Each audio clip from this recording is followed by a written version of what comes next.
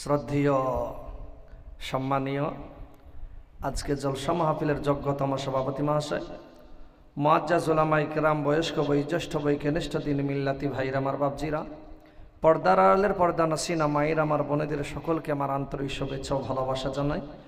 তারপরে সেই মহান আল্লাহ পাকের প্রশংসা, যিনি হলেন নিখিল বিশ্বের প্রতিপালক, যিনি সৃষ্টির সেরা আদম সন্তানের জন্য ইসলাম ধর্মকে একই রূপে মনোনীত করলেন। সেই বিশ্ববিভূ বিশ্বপ্রভু মহান আল্লাহর দরবারে লাখো কোটি শুকরিয়া স্বরূপ আদায় করে সকল একবার উচ্চ কণ্ঠে বলি আলহামদুলিল্লাহ।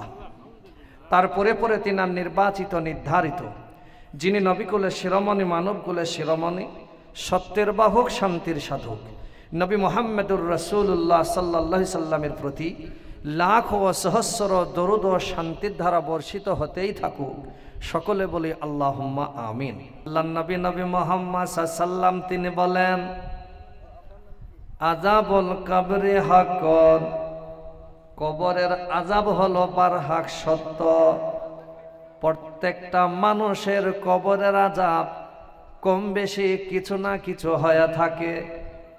তার পূর্বে মুমিন বান্দা যারা হবে, আল্লাহওয়ালা দিনদার পরহেজগার যারা হবে, আল্লাহ নবী যখন পৃথিবীর বুক থেকে বিদায় নিয়ে চলে যাচ্ছেন, মৃত্যু শয্যায় শায়িত নবী আমার পড়ে আছেন। আজরাইল এসেছেন, আসার পরে নবীকে বলেন, হুজুর আপনার সময় হয়ে গিয়েছে, আপনাকে নিয়ে যাওয়ার জন্য এসেছি। আপনার যদি অনুমতি পেয়ে যাই নবী, এই দুনিয়া থেকে পরের জগতে আপনাকে নিয়ে যাব। ইন্তেকাল, মাইক এলান হয় না মৃত্যুর পরে, যমক লোকটির ইন্তেকাল হয়েছে। ইন্তেকাল মানে কি? পরিবর্তন হওয়া। কি হওয়া? পরিবর্তন। এক জায়গায় ছিল, এক জায়গা থেকে অন্য জায়গায় নিয়ে চলে যাওয়া হচ্ছে, এইটার নাম হলো ইন্তেকাল। পরিবর্তন করা হচ্ছে জায়গা। আল্লাহ নবীর কাছে আজরাইল বলে, ইয়া রাসূলুল্লাহ, নবী গো আপনার সময় হয়েছে, আপনি যদি আমাকে অনুমতি দেন তাহলে নবী আপনাকে সঙ্গে করে নিয়ে যাব নবী। আর আপনি যদি বলেন কিছুদিনের জন্য ছেড়ে দিতে, আমি আল্লাহর অনুমতি নিয়ে আপনার জান কবজ করব না। আল্লাহ নবী বলেন, কিছুক্ষণ সময় দাও, আমার ফাতেমা, আলী সবাইকে একটু সান্ত্বনা দিয়ে দিই। আজরাইল একটু সরে গেলেন। আল্লাহ নবী ফাতেমাকে ডেকে বলে, মা কাঁদিস না, তোর চোখের পানি আমি নবী মুহাম্মদ সাল্লাম সহ্য করতে পারিনি রে মা।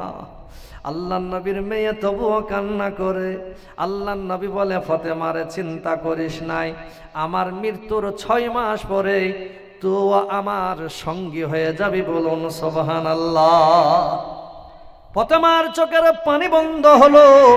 এদিকে আল্লাহ নবী মৃত্যু শয্যায় পড়ে আছেন। আল্লাহ নবীর জবানে চলে আসছে সালাত, সালাত, সালাত। ইত্তাকু ফিমা মালাকাত আয়মানুকুম।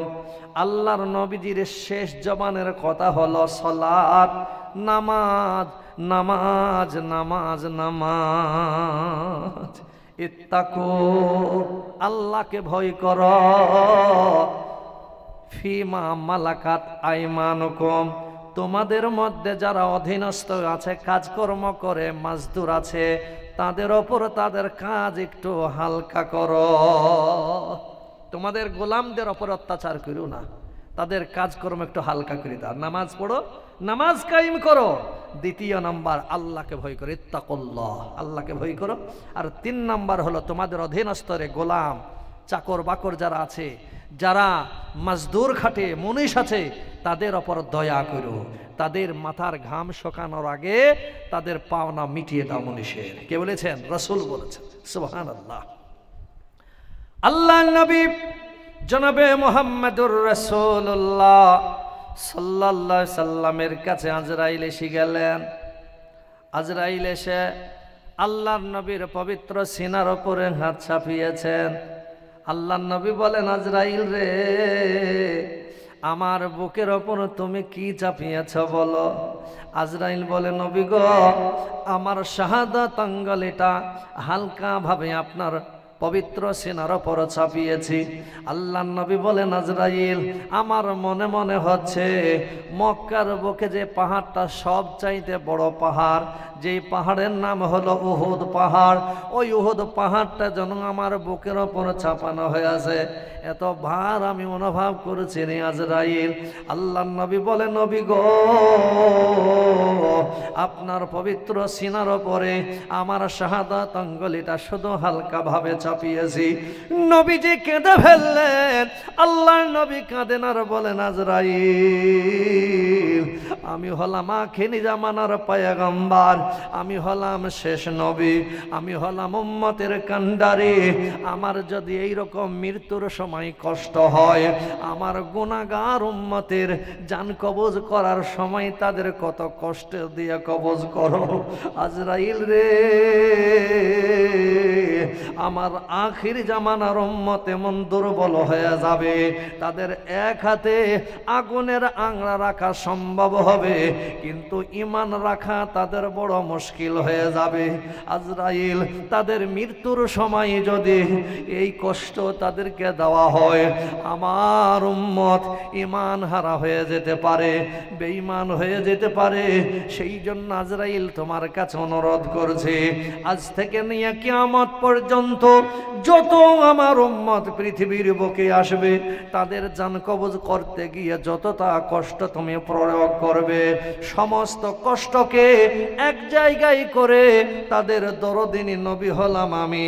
আজকের দিনে সেই আযাবটা আমার বুকে চাপিয়ে দিয়ে আমার জানটি কবজ করো, আমার উম্মতের যেন কোনো রকমের কষ্ট না হয়। আজরাইল বললেন, ইয়া রাসূলুল্লাহ, ইয়া হাবিবাল্লাহ, নবী গো, আপনি টেনশন নেবেন না, চিন্তা করবেন না নবী। আমার আল্লাহ পাক যখন এই বড় দায়িত্ব আমার হাতে অর্পিত করেছেন, দায়িত্ব দিয়েছেন যে তুমি প্রত্যেকটা প্রাণীর জান কবজ করবে, সেই টাইমে মহান আল্লাহ পাক আমাকে ঘোষণা দিয়েছেন, আজরাইল, উম্মতি মুহাম্মাদির যখন জান কবজ করবে, তাদের জানটা যেন অত্যন্ত আসানের সহিত কবজ হয়। সন্তান যেমন মায়ের স্তন পান করতে করতে ঘুমিয়ে যায়, ঘুমিয়ে যাওয়ার পরে ঘুমের ঘরে মা যখন তার মুখ থেকে, ঠোঁট থেকে স্তনের বোঁটাটি যখন বাহির করে নেয়, ঘুমের তাড়নায় সন্তান যখন কোন রকমের টের পায় না, বুঝতে পারে না, ওগো নবী, আপনার যারা ভক্ত হবে, আপনার যারা প্রিয়ারা উম্মত হবে নবী গো, তাদের জান অত্যন্ত আসানের সহিত কবজ হবে, তারা কিছুই বুঝতে পারবে না। বলুন সুবহানাল্লাহ। নবীর প্রিয়ারা ভক্ত যারা হবে, তাদের কোনো রকমের টেনশন নাই, কোনো রকমের অসুবিধা নাই। কিন্তু যারা নবীর প্রেমিক হবে না, আল্লাহওয়ালা দিনদার পরেহেজগার যারা হবে না, তাদের জন্য খুব কষ্ট আছে। একজন মুমিন ব্যক্তির জান কবজ করার সময় হবে, আজরাইল আলাইহিস সালাতু ওয়াস সালাম ওই লোকটির সামনে এসে দাঁড়িয়ে যাবে।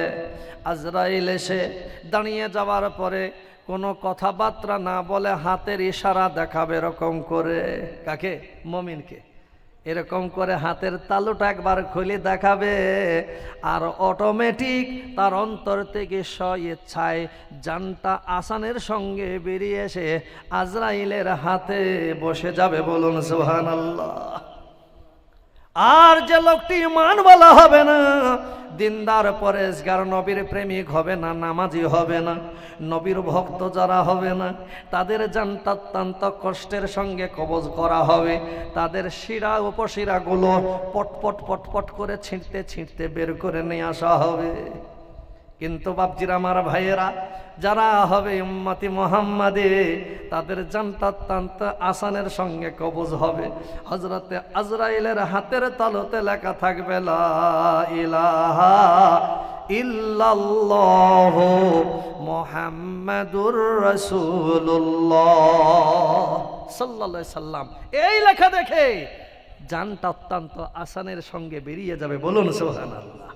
আহা, এরা হলো নেককার, দিনদার, পরহেজগার, আল্লাহওয়ালা। এদের মৃত্যুর পরে কোনো অসুবিধা নাই। মৃত্যু হতে দেরি, জান্নাত যেতে এদের দেরি নয়। সেই জন্য ভালো কাজ করবেন। সৎ কাজ করবেন, আল্লাহওয়ালা হবেন, দিনদার হবেন, পরহেজগার হবেন, কামিয়াবি হবেন। আর যদি দিনদার পরহেজগার না হয়, আল্লাহওয়ালা যদি না হয়, কবরের আযাব বহুত কঠিন রে বাপ। মৃত্যুর ভয়ে যাবে, আত্মীয় স্বজন সুন্দর করে গোসল দিয়ে সাদা কাফনে জড়িয়ে কাঁধে করে নিয়ে আপনাকে চলে যাবে কবরে। কবরে নামিয়ে দেওয়ার পরে আপনার কাছ থেকে বিদায় নিয়ে চলে আসবে।